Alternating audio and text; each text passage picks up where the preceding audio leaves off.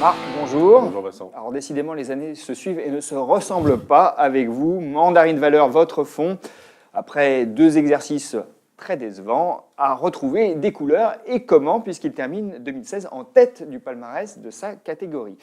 Et à lire toutes vos présentations, Marc, on a l'impression que vous estimez qu'il peut encore performer, notamment parce que l'on observe un alignement des planètes plutôt favorable à votre style de gestion. Et votre style de gestion, c'est quoi? C'est la value, c'est-à-dire la recherche de décote. Alors, je rappelle brièvement ce qu'est Mandarine Valeur.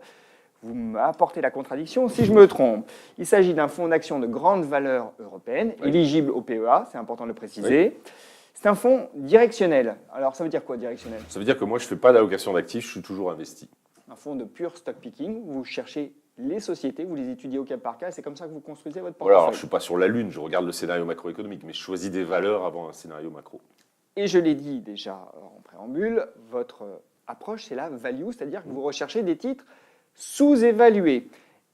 Et vous avez une autre caractéristique, vous concentrez le portefeuille sur quelques valeurs, quelques choix. Oui, parce que si vous dispersez trop votre portefeuille, que vous ayez ou tort, n'a pas d'effet. Donc, effectivement, j'essaye, quand j'ai des convictions fortes, de concentrer le portefeuille sur ces valeurs-là. 40 lignes, c'est bien. Alors, votre philosophie de gestion, si je dois la résumer, c'est le retour, l'idée du retour à la moyenne. Voilà, je pense que, contrairement aux efforts de beaucoup de boursiers, la prévision est bien difficile. Et en tout cas, le monde change beaucoup moins souvent que ne le croit le marché. Et effectivement, mon idée, c'est qu'on revient souvent sur des valorisations, des rentabilités de milieu de cycle. Et moi, en tout cas, je ne m'intéresse qu'à l'univers des sociétés qui sont en dessous de ces valorisations de milieu de cycle. Du coup, ça fait de vous un contrariant. Clairement, puisque le biais naturel du marché est d'aimer ce qui marche bien, quitte à le surpayer. Et donc, c'est pas comme ça, enfin, c'est pas comme moi que la majorité des investisseurs vont regarder le marché. Mais dites-moi, vous regardez uniquement le prix ? Non, parce qu'effectivement, il y a des boîtes pas chères qui méritent de le rester, ou pire, il y a des boîtes pas chères qui font faillite avant de se redresser. Donc ça ne suffit pas de trouver une boîte pas chère, il faut trouver pourquoi elle pourrait se revaloriser. Mais en tout cas, c'est seulement dans cet univers-là, des boîtes décotées, que je fais le travail qualitatif qui est indispensable à tout gérant. Bon, votre truc, on l'a bien compris, c'est d'aller chasser la décote. Et vous dites, Marc, qu'il y en a en Europe actuellement, notamment, et là j'ai extrait un graphique de l'une de vos présentations, parce que les bénéfices nets par action relatifs sont au plus bas depuis 20 ans. Ce graphique apparaît. Oui, en fait, la reprise cyclique en Europe est non seulement molle, mais récente. Et si vous regardez par exemple les marges des entreprises américaines, après 7 ans de reprise cyclique, elles ont retrouvé leur plus haut de marge d'avant-crise. Ce n'est pas du tout le cas des actions européennes. Et il se trouve que les actions européennes ont coupé les coûts drastiquement pour traverser une crise terrible qu'on vient de traverser, si bien qu'elles ont ce qu'on appelle dans le jargon un effet de levier opérationnel fort. Ça veut dire quoi? Ça veut dire qu'il leur faut un tout petit peu de croissance du chiffre d'affaires pour avoir beaucoup de croissance du résultat. Donc on peut s'attendre à un redressement des marges des entreprises européennes, là où les entreprises américaines ont déjà fait le chemin. Surtout qu'on a eu des indicateurs plutôt sympathiques en fin d'année dernière, puisque les résultats du 3e trimestre se sont révélés dans l'ensemble, en tout cas majoritairement supérieurs aux attentes. Alors, du 3e trimestre, mais ça avait même commencé avec des commentaires associés positifs au 2e, et on va avoir la même chose là dans les résultats publiés pour le Q4, qui sont très bons, enfin qui seront bons.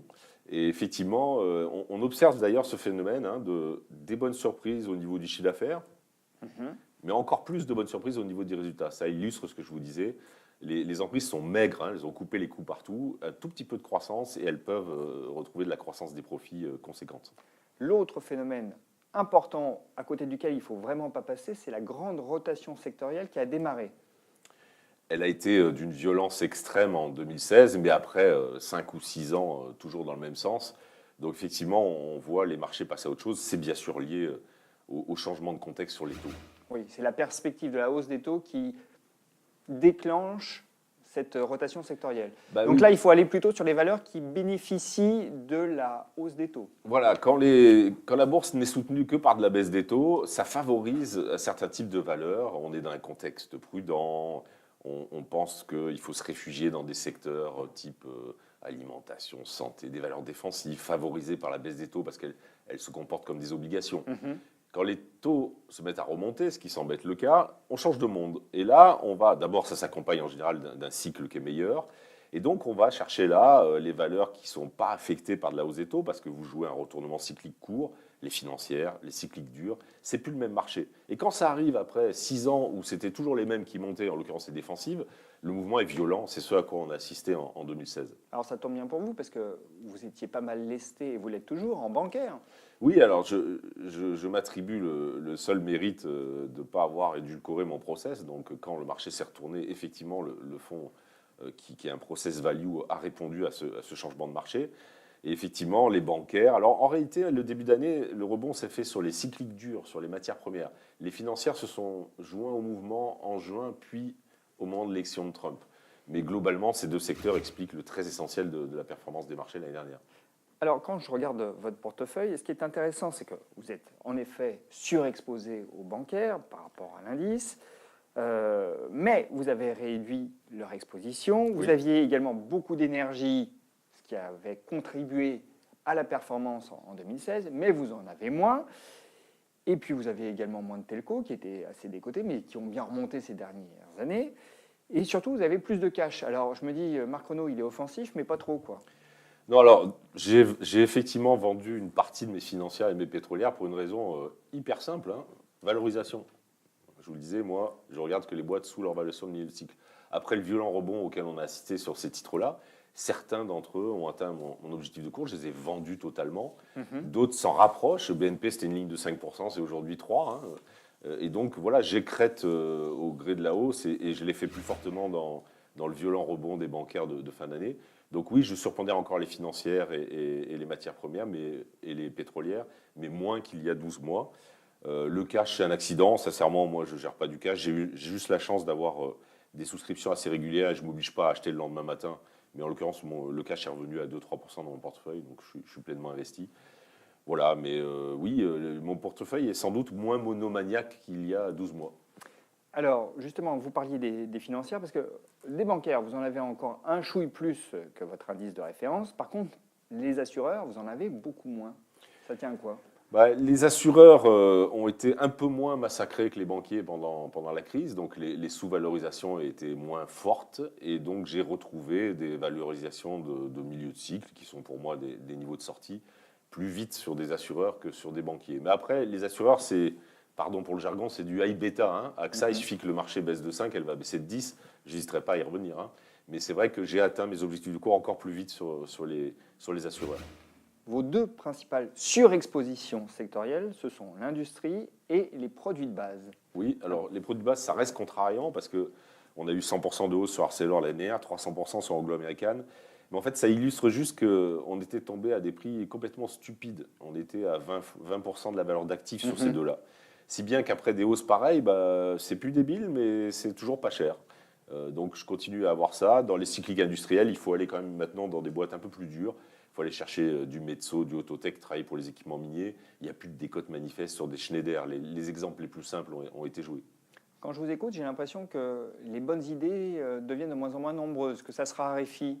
Non, alors c'est juste que le marché est moins caricatural. Mais la bonne nouvelle, c'est qu'on trouve des idées de sous-valorisation dans des secteurs où il n'y en avait pas du tout il y a 12 mois ou 2 ans. Par exemple. Ben, par exemple, moi, dans un portefeuille value, peut-être ça va vous surprendre, vous allez trouver aujourd'hui du Air Liquide, du Essilor et même quelques technologies, autant de valeurs que je n'ai pas touchées pendant des années pour Ça, des je raisons dois dire valo. que j'aurais pas imaginé que vous en aviez.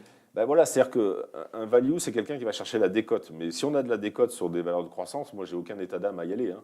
Donc, mon portefeuille reste majoritairement, vous l'avez souligné, sur des paris cycliques et financiers. Mais par rapport à il y a 12 mois, je trouve, après que le marché les ait jetés par-dessus bord sur des mauvaises nouvelles l'année dernière, je trouve dans un certain nombre de secteurs ex-croissance des valeurs qui répondent à mes critères de sous-valorisation. J'ai un portefeuille aujourd'hui sectoriellement un peu plus diversifié. Du Air Liquide, vous en avez combien? Bah, Air Liquide, j'en ai eu jusqu'à 3,5%. Et puis comme ça s'est quand même un peu repris, c'est plus que 2,5%, mais c'est une vraie ligne.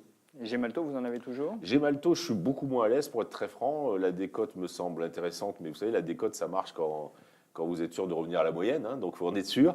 Donc j'en ai 1%. Moi, gérant value, je suis sans doute pas celui qui sera le plus à l'aise là-dessus. Ça me semble toutefois séduisant.